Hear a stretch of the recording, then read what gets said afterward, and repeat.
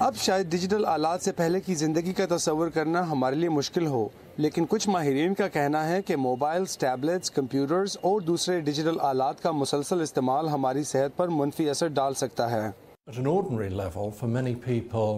عام طور پر لوگوں کی اکثریت میں ان آلات کی اسکرینز کی روشنی کے باعث نیند کی کمی کے اثرات اور ان ڈیوائسز کے زیادہ استعمال، خاص طور سے سوشل میڈیا اور ویڈیو گیمز کی زیادہ عادت سے ڈپریشن اور بے چینی کا امکان بڑھ جاتا ہے۔ مختلف سٹڈیز کے مطابق ٹیکنالوجی کے نشے کے شکار لوگوں کی تعداد 1 سے 6% کے درمیان ہے۔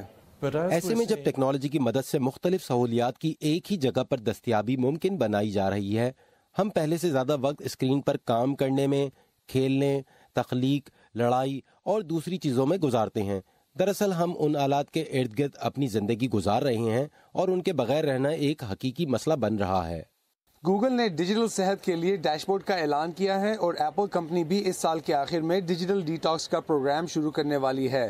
فرانس نے کام کے بعد کام سے متعلق ای میلز پر پابندی عائد کر دی ہے اور جلد ہی اسکولوں کے طلباء پر اسکولز کے اندر موبائل فون کے استعمال پر پابندی عائد کرنے کے لیے قانون متعارف کرایا جائے گا۔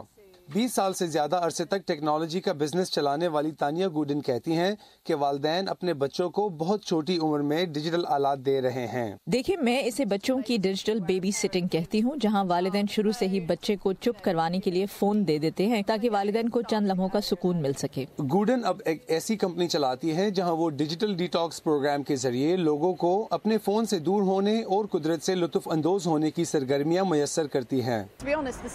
سچ میں ایک آسان کام یہ ہے کہ صرف اپنے فون کو نظر سے ہٹانا ہوتا ہے، کیونکہ ہمارے فونز کا تمام سافٹ ویئر ہم پر انحصار کرتا ہے۔